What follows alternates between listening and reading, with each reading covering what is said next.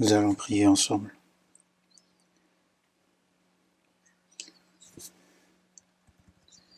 Dieu qui est saint et plein de grâce et qui nous aime.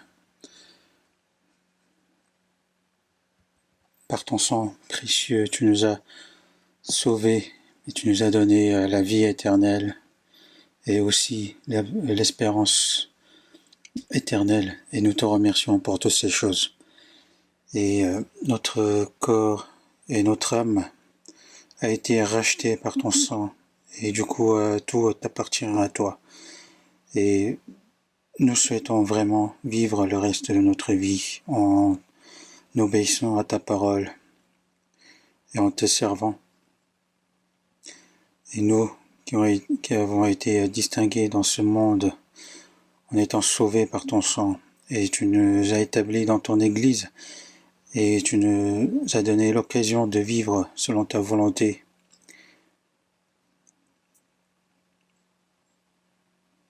Et aussi de transmettre cet évangile à ceux qui n'ont pas encore connu ton amour, pour qu'ils puissent revenir à toi, Seigneur, et pour qu'ils soient sauvés.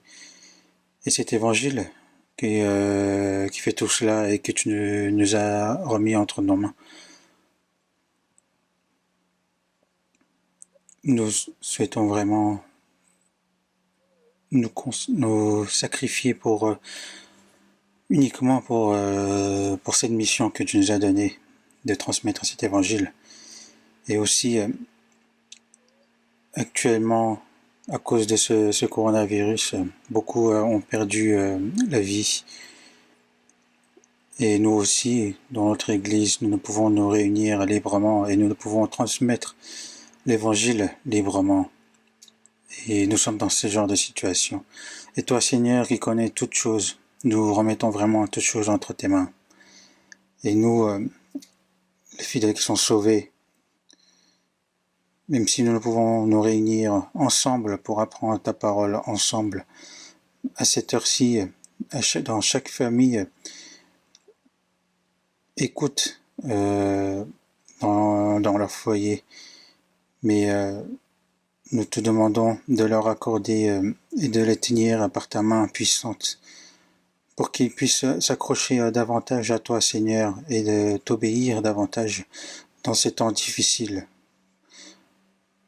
pour que nous puissions attendre impatiemment ton avènement. Et nous prions aussi pour que toutes ces choses se terminent au plus vite, et que le temps que tu nous as réservé par la suite, pour que nous puissions nous réunir librement à nouveau, et aussi de transmettre cet évangile librement. Et nous prions pour que tu nous accordes cela. Et toutes les églises qui sont dans les difficultés, nous te demandons de veiller sur eux et de les protéger pour qu'aucun ne se perde, mais que tout le monde se tient davantage à toi, Seigneur, pour qu'ils puissent rechercher davantage ta volonté. Et à cette heure-ci, nous souhaitons que tu nous montres ta puissance par ta parole et par ta volonté. Nous souhaitons les comprendre davantage et aide-nous pour cela. Et nous avons prié au nom du Seigneur Jésus. Amen. Nous allons voir dans la Bible 1 Pierre, première épître de Pierre, chapitre 2.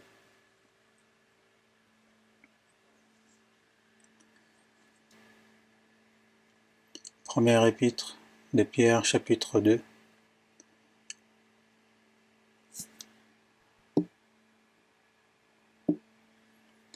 Première épître de Pierre, chapitre 2, verset 5.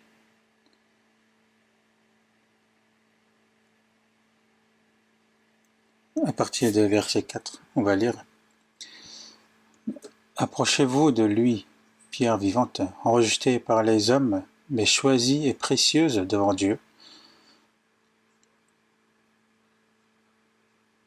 Et vous-même, comme des pierres vivantes, édifiez-vous pour former une maison spirituelle, un saint sacerdoce afin d'offrir les victimes spirituelles agréables à Dieu par Jésus-Christ. On va lire aussi le verset 9.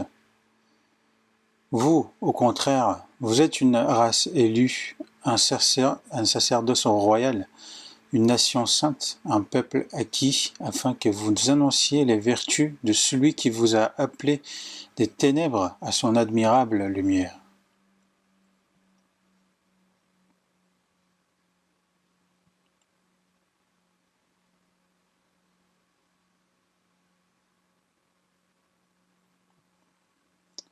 Alors que ça nous paraissait de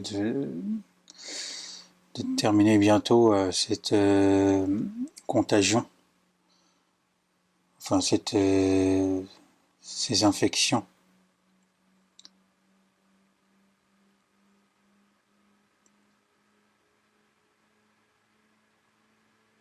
Et c'est vraiment ça s'est propagé vraiment davantage dans le monde beaucoup plus rapidement que nous on le pensait, et que ça nous affecte vraiment dans notre vie quotidienne.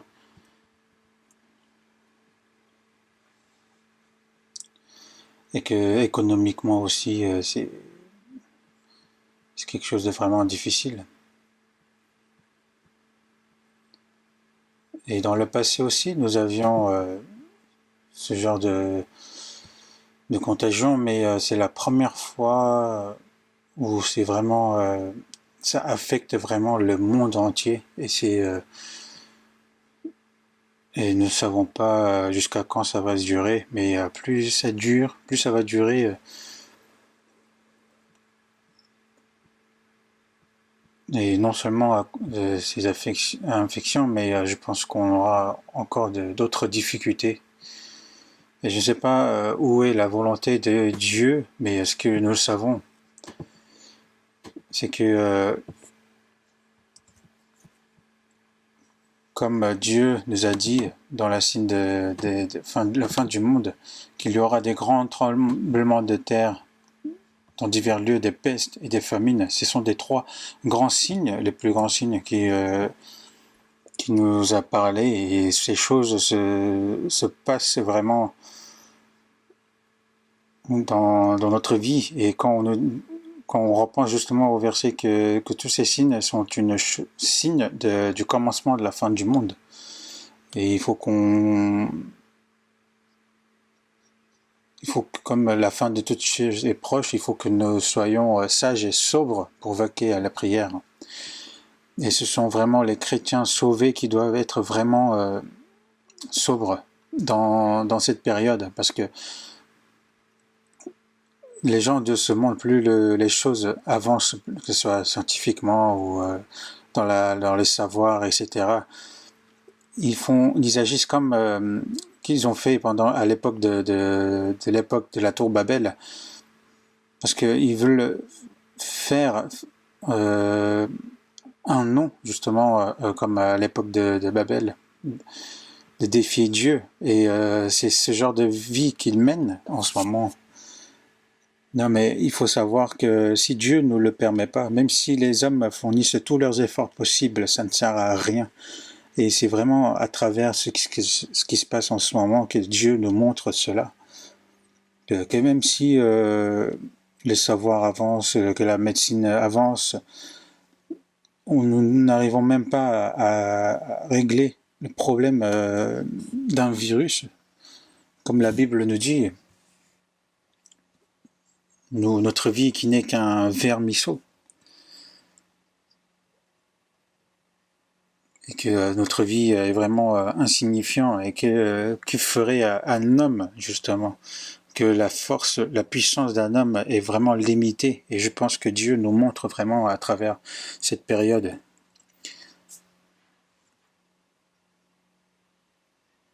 Et que dans ces périodes, il faut que les gens comprennent qu'il n'y a pas d'espoir dans ce monde, et il faut qu'ils retournent à Dieu, mais ils ne le font pas jusqu'à la fin, et c'est ce qui est vraiment dommage. Et Nous ne savons pas jusqu'à quand ça va durer et où est la volonté de Dieu. Nous ne savons pas encore, mais est-ce que nous cherchons vraiment le temps qui nous est réservé, même si c'est un peu de temps? Il faut que nous obéissons à Dieu et de transmettre vraiment cet évangile à tous ceux qui ne sont pas encore sauvés.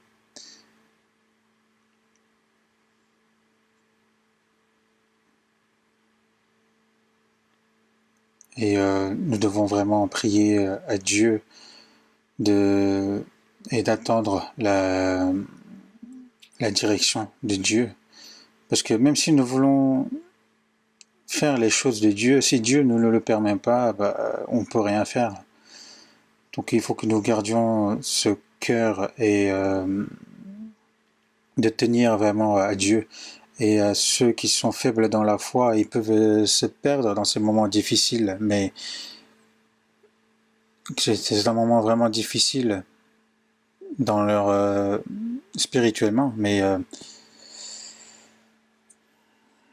je m'inquiète vraiment par rapport à ça, c'est-à-dire est-ce qu'ils ne perdraient pas dans leur foi. Mais Dieu nous dit qu'il est mon refuge au jour de la détresse, et il connaît ceux qui se confient en lui, comme écrit dans Naoum, qu'il est le refuge au jour de la détresse. Et il faut connaître cela, il faut vraiment se confier en lui, parce qu'il connaît ceux qui se confient en lui. Et c'est cette promesse-là que nous devons vraiment tenir. Et aujourd'hui aussi, comme par ce qui a été dit précédemment, donc par rapport au statut et à la vie que doit mener un chrétien sauvé. Donc il y a plusieurs statuts d'un chrétien sauvé. La dernière fois, on en a parlé sur le plus grand statut qui est l'enfant de Dieu. Que non seulement on est enfant de Dieu, donc on est une famille avec Dieu, et qu'est-ce qu'il fallait faire. J'ai parlé justement de ce qu'il fallait faire en tant que enfant de Dieu, enfant l'héritier de Dieu. Mais aujourd'hui, comme le verset qu'on vient de lire, les chrétiens sauvés sont un sacerdoce de Dieu, un sacrificateur. Et comme nous avons lu dans le verset 4, approchez-vous de lui, pierre vivante, rejetée par les hommes, mais choisie et précieuse devant Dieu.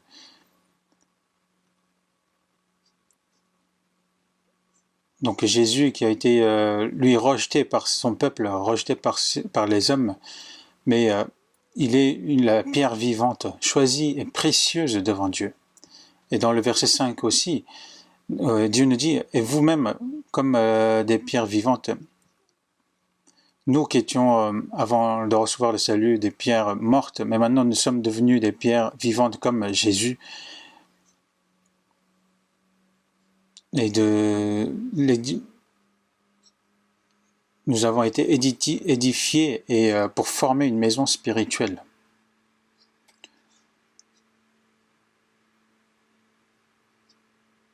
Donc comme une maison spirituelle. En vivant dans ce monde, l'Église de Christ, c'est une maison spirituelle qui continue à se bâtir, et aussi un sacerdoce afin d'offrir les victimes spirituelles agréables à Dieu par Jésus-Christ. Afin d'offrir des victimes spirituelles, donc devenir un saint sacerdoce. Avant, nous étions éloignés de Dieu, et nous étions perdus, nous étions remplis de péchés, et nous étions devenus les ennemis de Dieu, et nous étions destinés à être jugés devant Dieu. Mais il nous a sauvés, et il nous a établis comme ses enfants, mais aussi il nous a établis en tant que sacerdoce.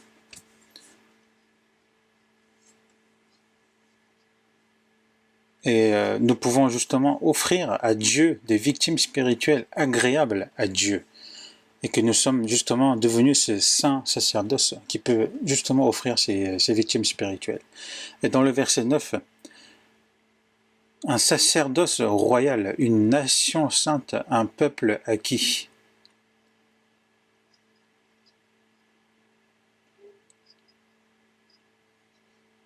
Le fait qu'il nous dit édifiez-vous pour former une maison spirituelle, un saint sacerdoce, ça ne veut pas dire que nous allons devenir, mais nous sommes devenus ce saint sacerdoce.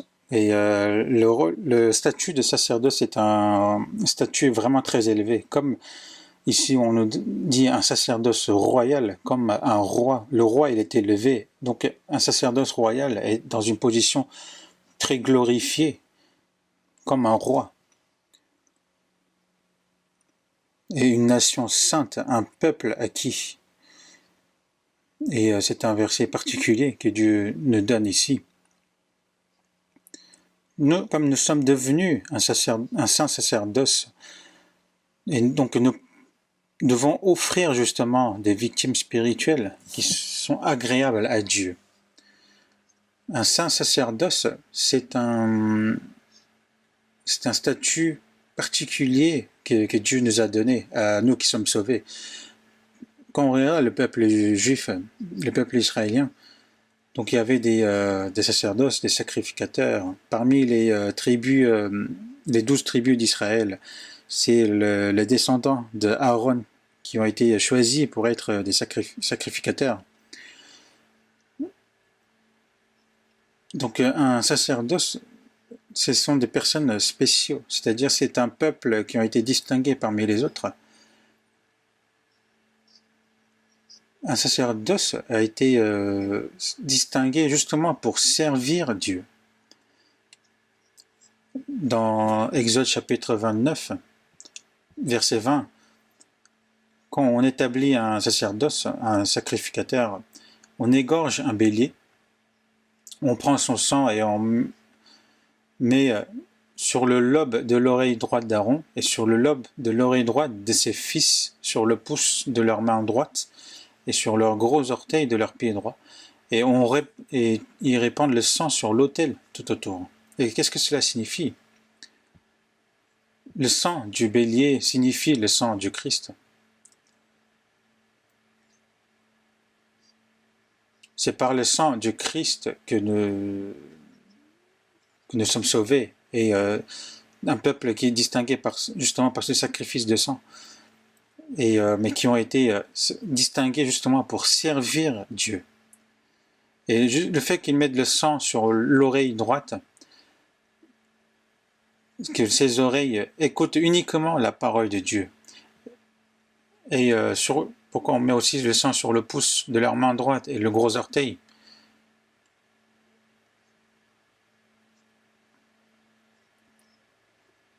C'est le signe de sacrifier, le signe de distinction d'un peuple sauvé par le sang du Christ. Non seulement on est sauvé, mais on est sauvé pour servir Dieu. Et c'est ça le rôle d'un sacerdoce. Dans un rôle d'un statut de chrétien sauvé, nous avons vraiment plusieurs statuts, des statuts spéciaux que nous n'aurions point imaginé. Dans l'époque de l'Ancien Testament, les sacrificateurs étaient vraiment des personnes spéciales, parce que tout le monde ne pouvait pas devenir sacrificateur. Comme tout le monde ne peut pas devenir un prophète, tout le monde ne pouvait pas devenir un sacrificateur. Et même de nos jours, les gens disent qu'il y a des personnes qui sont choisies pour être un saint. Par exemple, dans les catholiques, justement, ils disent que le pape, ensuite ils ont les prêtres, etc. et que dans le protestantisme, justement, les gens disent que c'est les pasteurs qui jouent le rôle des sacrificateurs, mais ce n'est pas ça. Quel que soit un homme ou une femme, mais tous ceux qui sont sauvés sont les sacrificateurs de Dieu. Pour bien vivre sa vie de foi, il faut d'abord connaître son statut. Au regard de Dieu, qui sommes-nous? Non seulement il nous a sauvés, mais il nous a mis son sang sur nous et nous a distingués. Il nous a distingués et il nous a, pour nous faire devenir un sacrificateur, un sacerdoce.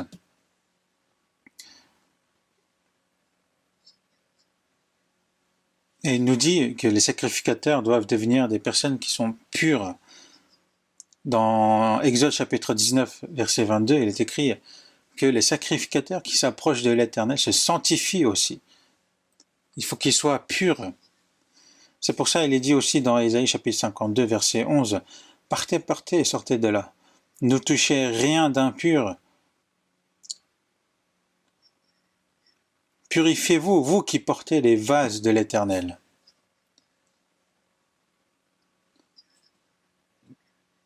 Un sacrificateur, c'est celui qui porte les lois de Dieu. Et il nous dit, partez, partez, sortez de là. Même, il nous répète 2 fois ici, de ne pas toucher ce qui est impur. Purifiez-vous, vous qui portez les vases de l'Éternel. C'est un verset vraiment particulier, spécial. Parce que c'est... maintenant, il n'est pas destiné seulement à des personnes spécifiques, mais il est destiné maintenant à tous ceux qui sont sauvés. Et c'est ça qu'il ne faut pas l'oublier. Et nous, Dieu nous dit que nous sommes des sacrificateurs, des sacerdoces pour servir Dieu, un saint sacerdoce.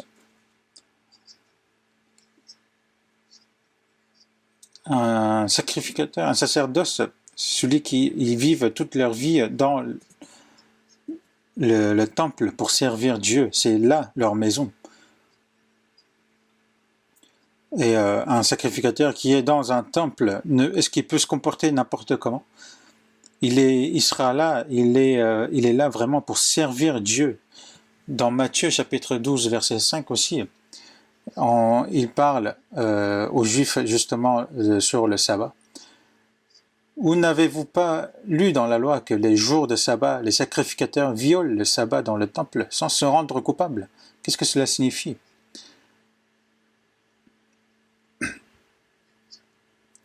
Que les sacrificateurs, même le jour de sabbat, du premier jour de la semaine jusqu'à la dernière semaine, ils servent Dieu. Mais ils doivent même servir Dieu le jour de sabbat, du début jusqu'à la fin de la semaine. Mais il n'y a point de péché en eux parce qu'ils ne violent pas le sabbat. Parce que servir Dieu est le bien.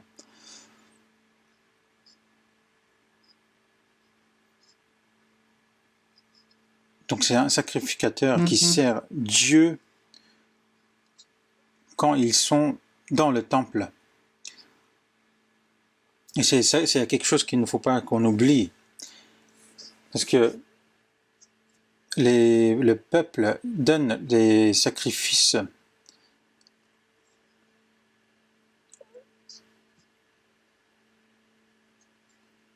et justement les sacrificateurs sont le médiateur pour Dieu, justement, de donner ces sacrifices à Dieu. Et Jésus, justement, est devenu ce médiateur.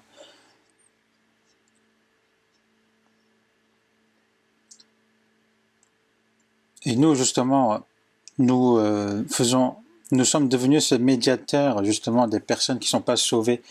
Et Dieu, justement, nous conduisons ces personnes qui ne sont pas sauvées à Dieu. Et c'est ce que font justement un sacerdoce. Le sang du Christ, non seulement il nous a sauvés, mais nous transmettons justement ce sang, nous répandons ce sang aux autres pour qu'ils puissent être sauvés. Et ce sont nos rôles, le rôle d'un sacrificateur. Et le sacrificateur, c'est celui qui porte les vases de l'Éternel. Il n'y a que les sacrificateurs qui pouvaient porter justement les vases de l'Éternel où il y avait les lois de Dieu. Et nous, qui sommes sauvés, le fait que nous portons les vases de Dieu, cela signifie que nous obéissons à la parole de Dieu.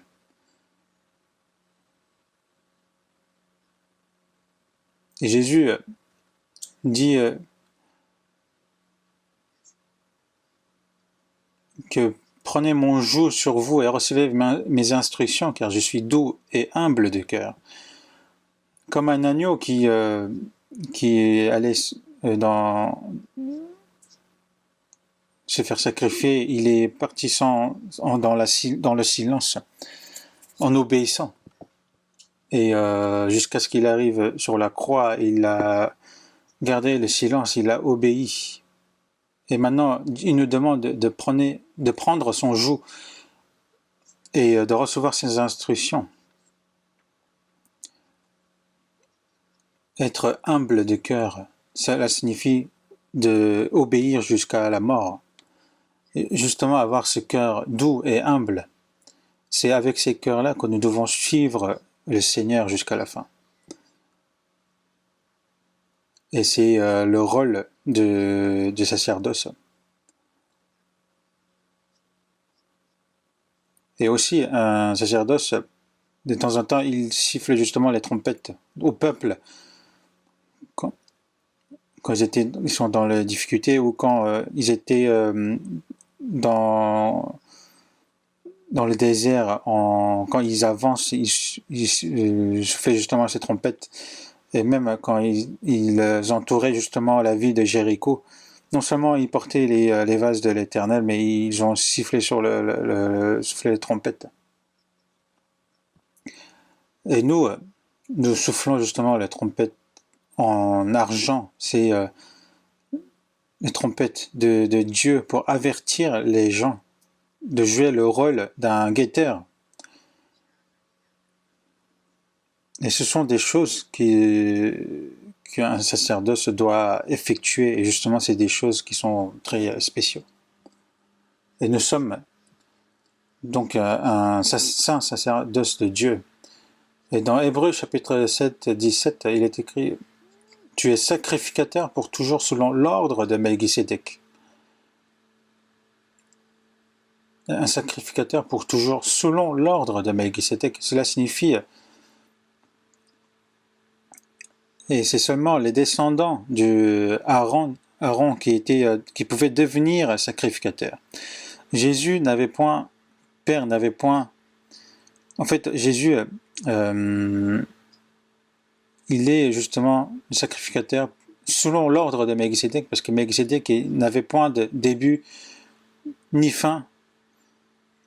Et nous savons d'où il vient. Et donc il est devenu un sacrificateur dont on ne connaît ni le début ni la fin.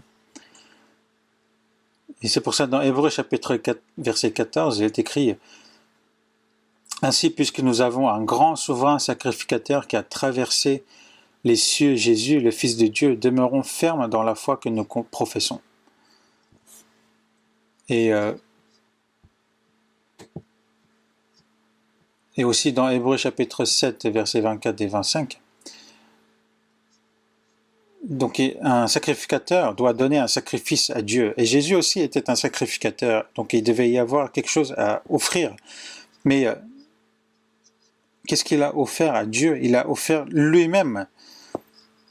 Il a offert lui-même comme un sacrifice. C'est pour ça dans Éphésiens chapitre 5, verset 2, il est écrit « Et qui s'est livré lui-même à Dieu pour nous comme une offrande et un sacrifice de bonne odeur. »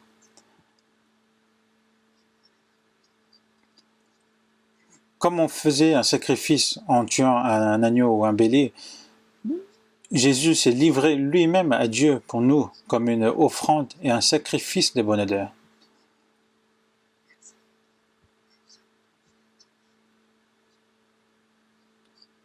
Et Jésus, il était le sacrificateur mais il a donné lui-même. Et dans Hébreux chapitre 10, verset 12, lui, après avoir offert un seul sacrifice pour les péchés, s'est assis pour toujours à la droite de Dieu.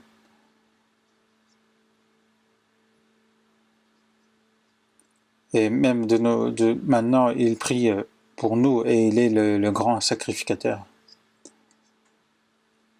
C'est pour ça, Jésus, pour nous sauver, il a donné sa vie. Et même maintenant, il prie pour nous. Et il est le grand sacrificateur qui prie pour nous, même de nos jours. Et maintenant, nous sommes avec ce Seigneur, comme les descendants d'Aaron. Parce qu'ils sont nés des descendants d'Aaron qui sont devenus sacrificateurs. Nous aussi, nous qui avons été sauvés par le Seigneur est devenu le grand sacrificateur et nous sommes avec lui et nous servons Dieu et nous sommes devenus justement ces sacrificateurs qui servons Dieu. Ce rôle, ce statut de sacrificateur, c'est vraiment un statut spécial. Pour servir Dieu, nous sommes distingués. Puisque nous avons été distingués par le sang. Dieu a distingué par le sang, justement. Et le fait que nous soyons justement un saint sacerdoce de Dieu, c'est quelque chose qu'il ne faut pas l'oublier. Si on nous a donné un statut, mais si on l'oublie, ce statut-là, cela signifie que nous pouvons agir, nous pouvons faire des actes qui ne correspondent pas à nos statuts. Donc les chrétiens sauvés qui oublient leur statut de chrétiens sauvés, c'est quelque chose qui n'est pas correct. Par exemple, si nous sommes nés en tant que le fils d'un roi, c'est quelque chose de spécial. On a un statut spécial dès la naissance. Et ce statut de prince est quelque chose de précieux, mais qu'il faut le garder.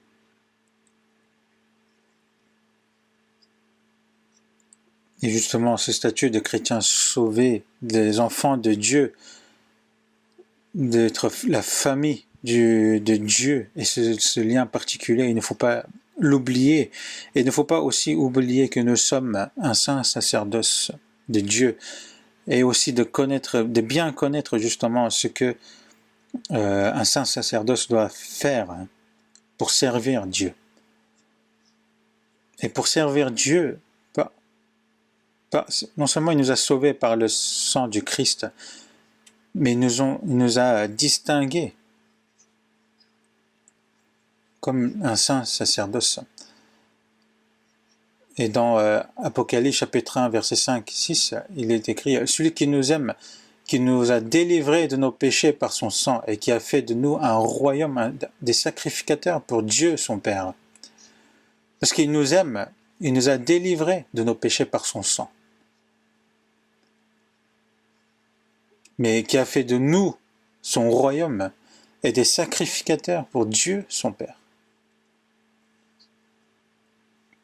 Non seulement il nous a sauvés, mais maintenant il nous a établis comme sacrificateurs, il nous a distingués comme des sacrificateurs pour que nous servions Dieu. Pour que nous servons Dieu, et c'est ça quelque chose qu'il ne faut pas oublier. Et nous allons voir dans Hébreux chapitre 9, Hébreux chapitre 9, verset 13.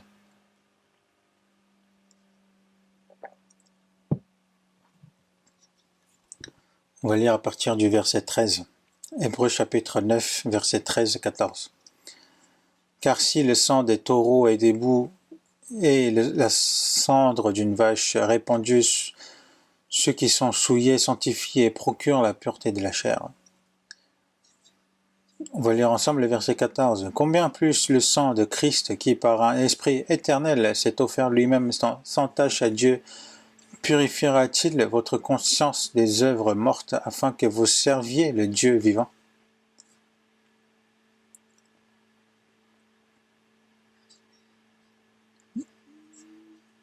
À l'époque de l'Ancien Testament, par le sang des taureaux, des boucs et le cendre d'une vache,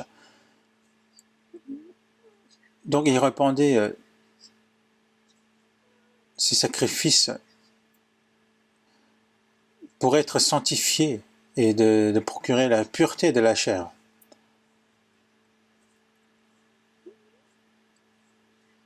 Donc ils agissaient ainsi, mais combien plus le sang de Christ, qui par un esprit éternel s'est offert lui-même sans tache à Dieu, purifiera-t-il votre conscience des œuvres mortes afin que vous serviez le Dieu vivant?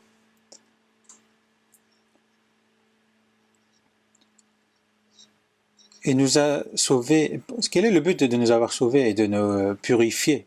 C'est pour que nous servons Dieu. Pour que notre conscience des œuvres mortes soit purifiée afin que nous servons Dieu.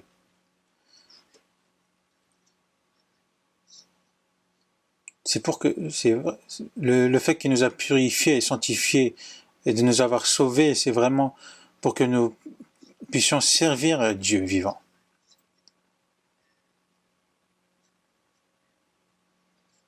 C'est pour servir Dieu qui nous a sauvés.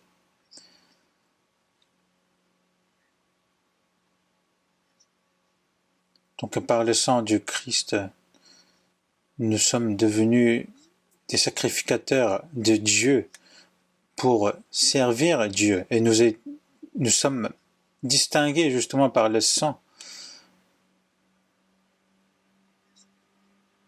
Par le sang du Christ, il nous a sauvés, mais il nous a aussi distingués.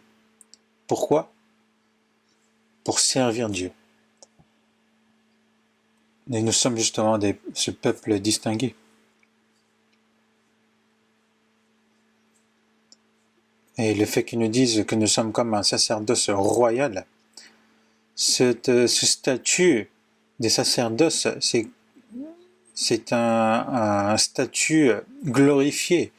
Et même il a marqué sacerdoce royal. Un roi, par exemple, dirige non seulement son pays, mais il doit se diriger lui-même. Comme il est écrit dans 1 Pierre chapitre 2, 11, « Je vous exhorte, comme étrangers et voyageurs sur la terre, à vous abstenir des convoitises charnelles qui font de la guerre à l'âme. » Il faut savoir s'abstenir sa vie entière pour devenir justement un sacerdoce royal.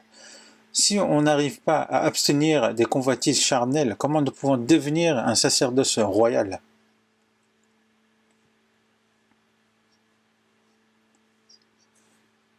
Il faut vraiment abstenir des convoitises charnelles qui font la guerre à l'âme pour que nous puissions justement donner des sacrifices à Dieu.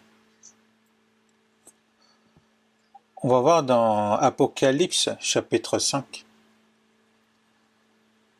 Apocalypse chapitre 5.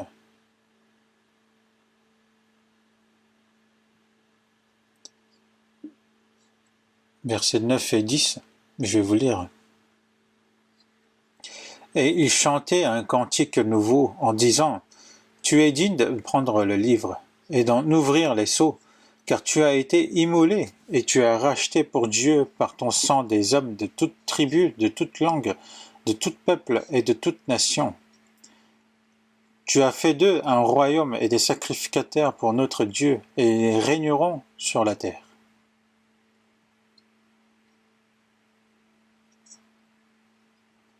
Que tu as racheté pour Dieu par ton sang des hommes de toute tribu, de toute langue, de tout peuple et de toute nation, pour donner à Dieu. Dieu a versé le Seigneur, Jésus a versé son sang sur la croix, il nous a rachetés. Il nous a rachetés par le prix de son sang. Et qu'est-ce qu'il a fait? Il nous a donné à Dieu. Et nous sommes justement ceux qui sont donnés à Dieu. C'est pour ça qu'il nous a fait un sacrificateur pour Dieu et que nous régnerons sur la terre.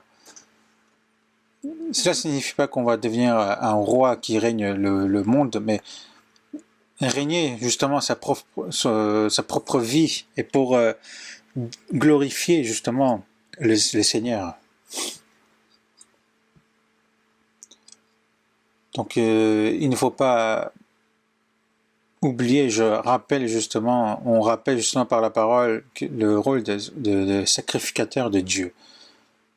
C'est pour ça dans Apocalypse chapitre 20 verset 6 il est écrit « Mais ils seront sacrificateurs de Dieu et de Christ et ils régneront avec lui pendant 1000 ans. Quand nous allons rentrer dans le royaume de 1000 ans, le Seigneur sera le roi des rois et nous aussi nous régnerons auprès de lui dans ce royaume de 1000 ans. » En vivant dans ce monde, nous devons nous régner sur les péchés et nous devons nous régner sur sa propre vie pour que quand nous régnerons dans le royaume des 1000 ans pour participer à la gloire avec Christ.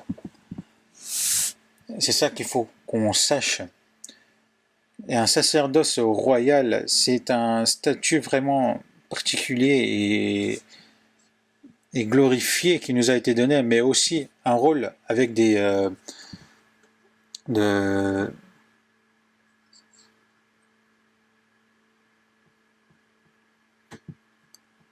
responsabilités. Donc Romains chapitre 12, versets 1 et 2. Romains chapitre 12, versets 1 et 2. Je vous exhorte donc, frères, par les compassions de Dieu, à offrir vos corps comme un sacrifice vivant, saint, agréable à Dieu, ce qui sera de votre part un culte raisonnable. Ne vous conformez pas au siècle présent, mais soyez transformés par le renouvellement de l'intelligence, afin que vous discerniez quelle est la volonté de Dieu, ce qui est bon, agréable et parfait. C'est un verset que vous connaissez bien, mais ça sert à quoi? Juste seulement de connaître. Parce que c'est un verset qui nous a été donné à nous chacun. Il est dit que je vous exhorte donc, frères, par les compassions de Dieu. Et nous avons reçu justement cette compassion de Dieu et grâce à ça, nous avons reçu le salut. Donc je vous exhorte donc, frères, par les compassions de Dieu, à offrir vos corps comme un sacrifice vivant, saint, agréable à Dieu, ce qui sera de votre part un culte raisonnable. Le fait qu'il nous a sauvés, c'est pour que nous servons Dieu. Donc après le salut, ce qui nous reste, c'est notre corps. Mais même dans les cantiques, je n'ai rien d'autre à offrir que mon corps, je te le consacre. De donner à Dieu, ce n'est pas de donner le mien, mais de donner ce qui est à Dieu. De donner à Dieu ce qui lui appartient et de l'utiliser comme le sien, c'est ça, de donner à Dieu. C'est pour ça qu'il est écrit dans 1 Corinthiens chapitre 6, verset 19-20, que vous ne vous appartenez point à vous-même, car vous avez été rachetés à un grand prix.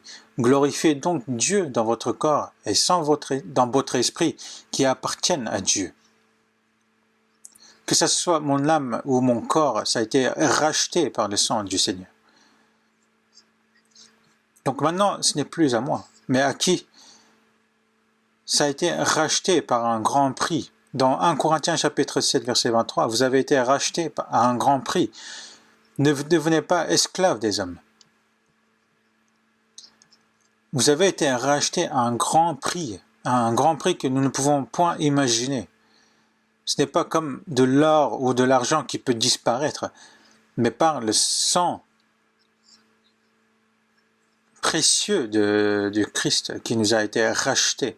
Donc ce n'est plus à nous.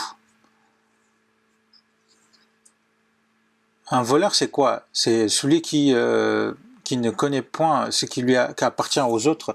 Il dit le tien c'est à moi et le mien c'est à moi.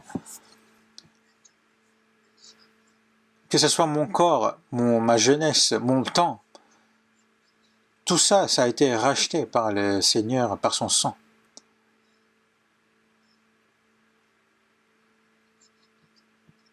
Comme il est écrit dans 1 Corinthiens chapitre 10 verset 31, soit que vous mangiez, soit que vous viviez, soit que vous fassiez quelque autre chose, faites tout pour la gloire de Dieu. Que ce soit que nous mangions ou que nous buvions, quoi que nous fassions, il faut que nous vivons, que nous mourons, il faut tout faire pour la gloire de Dieu. Même si je vis ou je meurs, je vis ou meurs pour toi, je suis à toi. Donc quand on nous demande de chanter ce cantique, on chante bien, mais même si je vis ou je meurs, je suis à toi. Mais il ne faut pas se dire, ah, même si je vis ou je meurs, je suis à moi. Ça, c'est un égoïste. Celui qui révolte contre Dieu. Donc nous devons nous donner justement à Dieu. Qu'il faut vraiment donner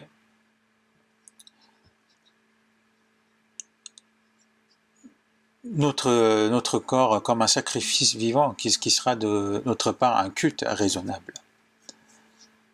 Que Dieu est esprit et il faut donner, et il n'est pas de chair, donc il est de l'esprit, donc il faut donner justement ce sacrifice vivant, saint et agréable à Dieu. Donc de nos jours, beaucoup de chrétiens se disent, quand on parle d'un culte, ils parlent justement ils croient que c'est d'écouter la parole à l'église et de louer le cantique, c'est ça un culte, mais la Bible ne parle pas de ce culte. Le culte dont on parle dans le Nouveau Testament, quand on nous dit justement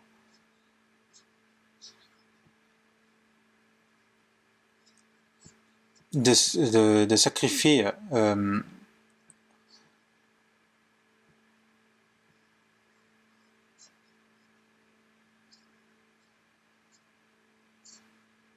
c'est justement la vie que nous menons en étant dirigés par la parole et par l'Esprit de Dieu, qui est le sacrifice, le culte vivant, un culte raisonnable que nous donnons justement à Dieu. Que quoi que nous fassions, il faut que nous le fassions comme nous le faisions envers le Christ. Que ce soit dans la famille, que ce soit dans le travail, il faut que nous agissions en tant que chrétiens sauvés, quoi qu'ils nous reconnaissent, qu'ils nous le reconnaissent ou non, il faut agir comme un chrétien sauvé. Et que quoi que nous fassions, que ce soit à l'église ou non, tout ce qu'on fait est pour Dieu.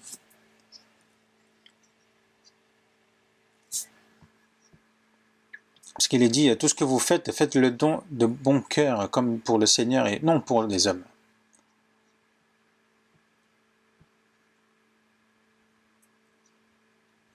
Mais quoi que les autres le reconnaissent ou non, même s'ils nous insultent ou même s'ils nous ignorent, on s'en fiche, parce que notre prix est réservé aux cieux, parce que nous existons uniquement pour servir Dieu. Et c'est ça qu'il ne faut pas oublier, parce que c'est ça qui est le culte vivant.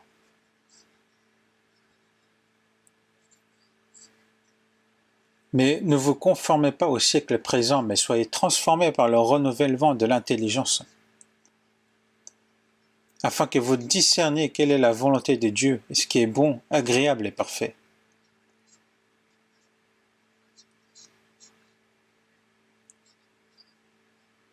Et non seulement il faut discerner, mais justement, toute notre vie que nous menons pour la volonté de Dieu, c'est ça, un culte raisonnable. un culte spirituel. Et c'est ça, il faut voir dans la Bible. Ce n'est pas parce que le culte s'est terminé que nous pouvons vivre comme on le souhaite. Ce n'est plus un culte dans ce cas. De vivre selon sa volonté. Même si il chante les cantiques comme un saint, ce n'est pas ça qui plaira à Dieu. Dieu n'est pas un idole. Et ça, il faut le connaître vraiment, vraiment. C'est-à-dire que personne ne vit pour soi-même, mais que tout le monde vit pour le Christ. Que nous vivons, quoi que nous vivions ou nous mourons, il faut vivre pour le Seigneur. Et quoi que nous vivons ou nous mourons, de tout faire pour le Seigneur. C'est ça, le culte raisonnable. Et dans Genèse chapitre 22, donc Dieu a testé Abraham. Dieu a dit, Abraham, prends ton fils, ton unique, celui que tu aimes, Isaac, et va-t'en au pays de Moria, et là, offre-le en holocauste. Donc Abraham, comment il a agi par la suite? Il n'a pas dit, non, je ne peux pas. Pour Abraham, parce qu'il était âgé, et sa femme aussi était âgée, et même par rapport à toute sa richesse, Isaac, donc qui avait à l'époque, qui devait avoir à peu près 14 ans à l'époque, et qui grandissait vraiment merveilleusement bien. Il était vraiment toute la vie d'Abraham, c'était sa joie de vivre. Mais Dieu l'a ordonné de l'offrir son fils Isaac comme sacrifice.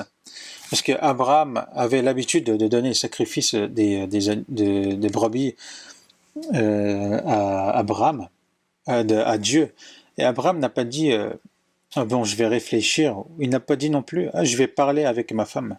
Non, il a dit oui. Et le lendemain matin, très tôt, il est parti sur le mont de Moria avec son fils et il l'a sacrifié.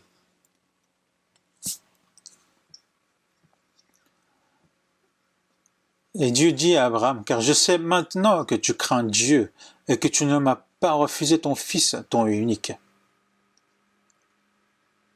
Que je sais maintenant que tu crains Dieu, que tu aimes Dieu. Et nous, on pourrait penser, mais Dieu, il était obligé d'agir ainsi. Il connaissait le cœur d'Abraham. Mais Dieu ne veut pas qu'on agisse seulement par la parole. Il veut qu'on agisse, il veut les actions. Et Dieu aussi, il ne nous a pas aimés seulement par la parole, mais il nous a aimés par les actions. Il n'a pas hésité à sacrifier son Fils unique pour nous sauver. Et sur la croix, il nous a montré son amour par les actions. Et si on dit qu'on aime Dieu, il faut vraiment le montrer par les actions.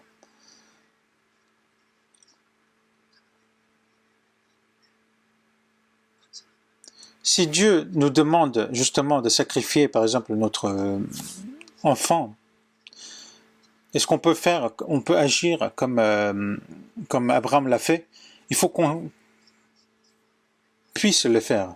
Parce que même si c'est un être cher pour nous, ce n'est rien comparable à ce que nous sommes aux yeux de Dieu.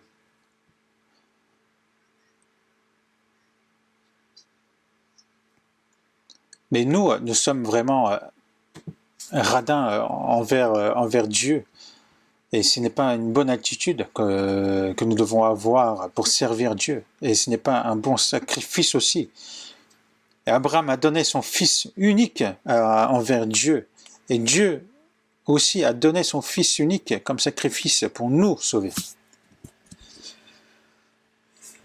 Et nous, en tant que sacerdoce royal, qu'est-ce que nous devons donner à Dieu? Il faut donner sans hésiter tout ce que nous avons envers Dieu. Notre corps. Dans Romains chapitre 6, verset 13, « Ne livrez pas vos membres au péché comme des instruments d'iniquité, mais donnez-vous vous-même à Dieu comme étant vivants de mort que vous étiez, et offrez à Dieu vos membres comme des instruments de justice. Notre corps, nous l'utilisions auparavant comme des outils pour l'iniquité.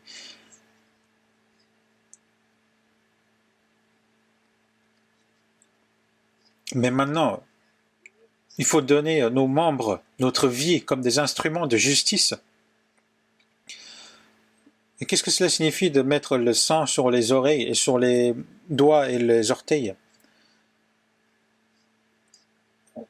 Une fois qu'on a mis le sang sur les oreilles, sur les mains ou sur le pied, on ne peut plus l'utiliser comme on le souhaite. Maintenant, nous sommes distingués par Dieu. Et maintenant, comment nous devons agir? Comme vous le savez bien, dans 1 Samuel, chapitre 15, verset 22, Saoul, donc au retour de sa bataille contre les Amalécites, au lieu de tout tuer, il a laissé ce qui était bon à ses yeux. Et il disait que pourquoi on lui a demandé, on lui a reproché pourquoi il avait laissé en vie tout cela, et il a dit que c'était pour offrir en sacrifice à Dieu. Mais Samuel a dit que l'obéissance est plus, que l'Éternel trouve du plaisir dans l'obéissance que les sacrifices.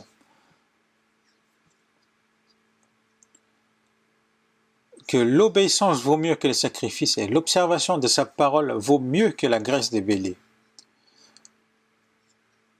Et aussi dans Ecclésiaste, chapitre 4, verset 17, « Prends garde à ton pied et lorsque tu entres dans la maison de Dieu, approche-toi pour écouter plutôt que pour offrir le sacrifice des insensés. » Écouter sa parole ne signifie pas seulement d'écouter, mais d'obéir à sa parole. L'obéissance est le sacrifice que nous offrons à Dieu. Et Paul a dit dans Philippiens chapitre 2 verset 17, il parle aux fidèles de l'église philippiens, et même si je sers des libations pour le sacrifice et pour le service de votre foi, je m'en réjouis et je m'en réjouis avec vous tous. Les fidèles de l'église de Philippiens, ils ont obéi à Dieu par la foi, et ça c'était un sacrifice et service de la foi.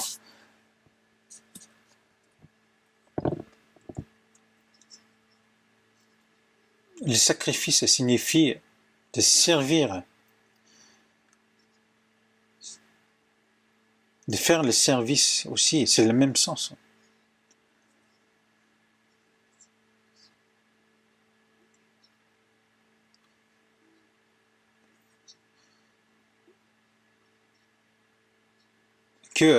Et même si je sers de libation pour le sacrifice et pour le service de votre foi, il se réjouit que Paul justement se réjouissait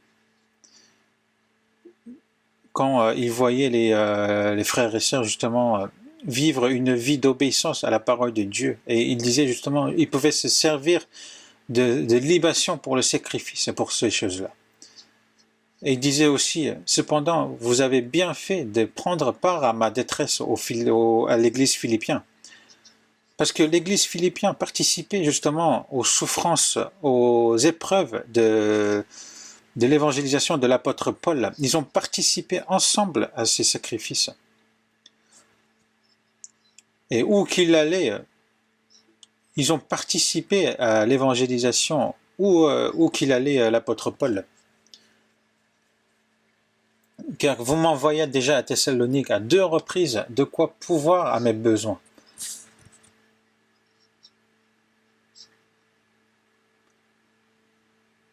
Et que c'est un sacrifice que Dieu accepte et qui lui est agréable, afin de participer à l'évangélisation, même avec des biens matériels, c'est aussi un sacrifice, un parfum de bonne odeur que Dieu accepte et qui lui est agréable.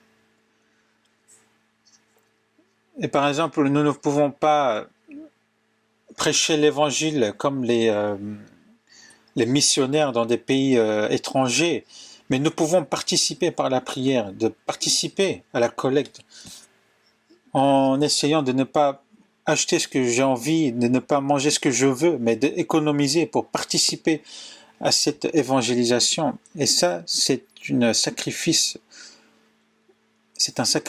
que Dieu accepte et qui lui est agréable. Et ce sont des choses que nous devons vraiment réfléchir sérieusement. Parce que dans Hébreux chapitre 13, verset 15, il est écrit « Par lui offrons sans cesse à Dieu un sacrifice de louange, c'est-à-dire le fruit de lèvres qui confesse son nom. »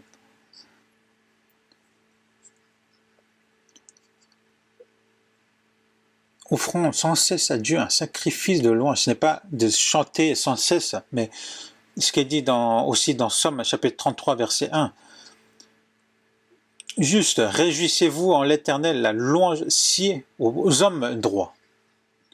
C'est avec un cœur juste de participer, que ce soit la parole, que ce soit les louanges, participer avec un cœur juste qui pourrait justement être un sacrifice de louange à Dieu.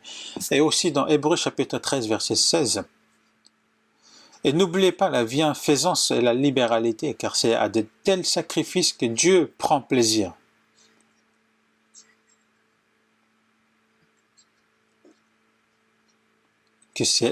Car c'est à de tels sacrifices que Dieu prend plaisir. Et dans Hébreux chapitre 10, verset 24, veillons les uns sur les autres pour nous exciter à la charité et aux bonnes œuvres. Que les frères et sœurs veillent les uns sur les autres, de partager à ceux qui ont besoin.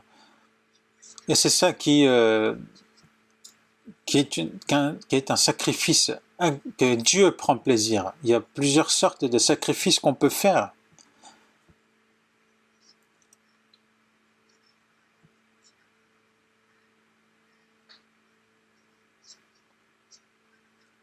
Mais maintenant, pourquoi un chrétien sauvé ne peut pas consacrer vraiment toute sa vie que pour le Seigneur?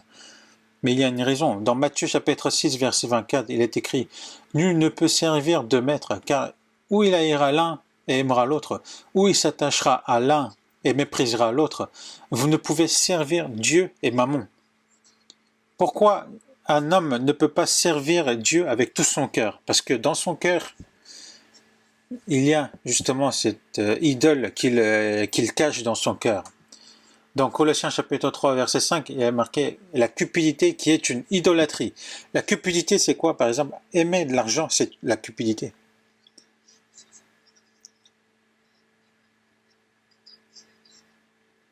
L'argent, il faut les gagner le plus possible, mais pour utiliser pour Dieu, c'est ça qui est important. De l'utiliser pour là où l'évangile soit prêché. Mais si on est tenu justement par l'argent, si notre cœur est tenu par l'argent, justement notre vie devient faible. C'est-à-dire, on n'hésite pas à l'utiliser pour soi-même, mais on n'arrive pas à l'utiliser pour l'évangile. Mais Dieu connaît vraiment tout notre cœur.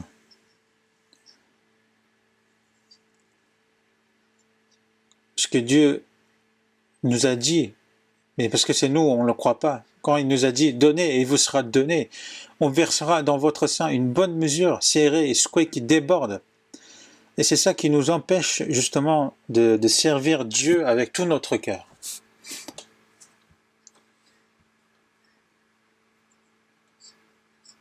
Et nous, maintenant, pour servir Dieu avec tout notre cœur, comment nous devons faire? Comme écrit dans l'Exode chapitre 20, versets 2 et 3. « Je suis l'Éternel ton Dieu qui t'a fait sortir de l'Égypte. Tu n'auras pas d'autre Dieu devant ma face, que tu ne te prosterneras point devant elle et tu ne les serviras point. » Dans les 10 commandements, le premier commandement, c'est de ne pas servir un autre Dieu que moi. Il ne faut pas avoir de choses que nous servons comme un Dieu.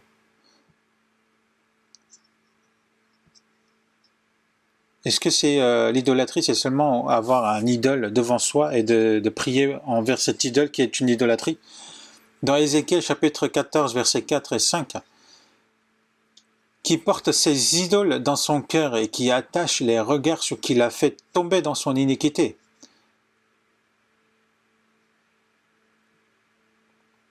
Et que de saisir dans leur propre cœur ceux de la maison d'Israël qui sont éloignés de moi avec toutes leurs idoles. Des idoles cachées dans leur cœur.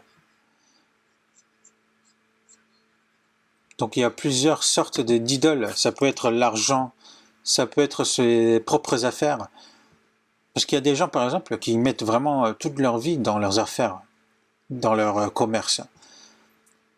Il est bien de faire des affaires, mais pour Dieu, oui. Mais il ne faut pas mettre toute sa vie là-dedans. Il faut vraiment remettre tout à Dieu. Et parfois, ça peut aussi devenir sa propre renommée, son idole. Et pour certains, leur hobby. Et pour certains, parfois même c'est les hommes qui sont leurs idoles. Et si vous ne faites pas attention, Dieu prendra vos idoles.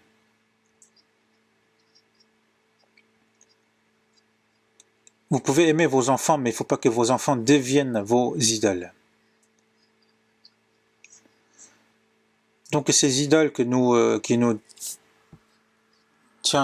tenons dans notre cœur, c'est à cause de ça qui nous empêche justement de servir Dieu à 100%. Il faut vraiment jeter tous ces idolâtries. C'est pour ça qu'il est marqué dans Romains chapitre 16, verset 18, « Car de tels hommes ne servent point Christ notre Seigneur, mais leur propre ventre. » Servir leur propre ventre, ça veut dire quoi? C'est de penser uniquement à son corps. Comment faire pour mieux vivre? Comment faire pour gagner plus? C'est parce qu'il sert son corps qu'il ne peut pas servir Dieu. Non, normalement, c'est quelque chose que font les hommes qui ne sont pas sauvés. Les chrétiens sauvés ne doivent pas agir ainsi. Dans Malachie chapitre 1, verset 6, « Sacrificateur qui méprisait mon nom. » Parce qu'ils servaient des sacrifices. Une bête aveugle, une bête boiteuse ou infime. Et Dieu leur dit, « Offrez-le donc à ton gouverneur. Te recevra-t-il bien? Te fera-t-il bon accueil ?» Notre vie doit être juste, sanctifiée.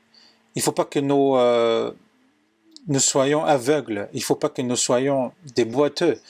Dans ces cas, nous ne pourrons point être un sacrifice agréable à Dieu. Et nous ne pouvons point devenir un sacrificateur qui ignore Dieu en se servant des idoles dans son cœur. Si nous avons des idoles dans notre cœur, comment nous pouvons servir Dieu en tant que sacrificateur?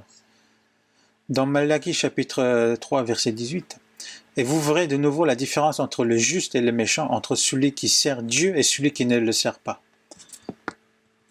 Nous, sans retour de notre part, Dieu nous a sauvés par son sang. Mais maintenant, après avoir reçu le salut, Dieu justement différenciera celui qui est méchant et celui qui est juste, c'est-à-dire celui qui sert Dieu et celui qui ne le sert pas. Dans 1 Jean chapitre 5, verset 21, « Petits enfants, gardez-vous des idoles. » À l'époque du Nouveau Testament, les chrétiens, comment pourront avoir leurs idoles? Mais justement, il faut vraiment nous garder contre ces idoles. Comme il dit dans 1 Pierre chapitre 2 verset 5, « Édifiez-vous pour former une maison spirituelle, un saint sacerdoce, afin d'offrir des victimes spirituelles agréables à Dieu par Jésus-Christ. » Nous sommes des sacrificateurs qui sommes justement dans le temple, et c'est ça qu'il ne faut jamais oublier. Nous ne pouvons éloigner du temple qui est le Seigneur. C'est mon corps lui-même qui est le temple, et dans ce temple il y a le Seigneur, et moi je suis le sacrificateur dans ce temple. Que je mange, que je bois, que je fasse quoi que ce soit, je dois faire pour la gloire de Dieu, et c'est un rôle justement, c'est agir ainsi qui est apte justement pour un sacrificateur. Et quand nous irons au paradis, nous allons servir Dieu éternellement. Et il faut que nous servons Dieu justement même sur cette terre. Il faut que nous devenions justement ces sacrificateurs pour porter gloire uniquement à Dieu. Et nous allons prier ensemble. Dieu, notre Père, qui est plein de grâce, nous étions éloignés de toi, et nous étions dans les péchés, et nous étions tes ennemis. Mais par ton sang précieux, tu nous as sauvés, et tu nous as distingués, pour que nous devenions justement ces sacrificateurs pour servir toi, Seigneur. Et notre vie qui nous reste sur cette terre, que ce soit mon corps ou mon âme, tu nous as rachetés par ton sang et nous appartenons à toi, que nous vivions ou nous mourrons. Nous souhaitons vraiment vivre pour ta gloire seulement. Mais si nous avons des choses qui ne sont pas correctes dans notre cœur, en tant que sacrificateur de Dieu, purifie-nous, sanctifie-nous, renouvelle notre cœur.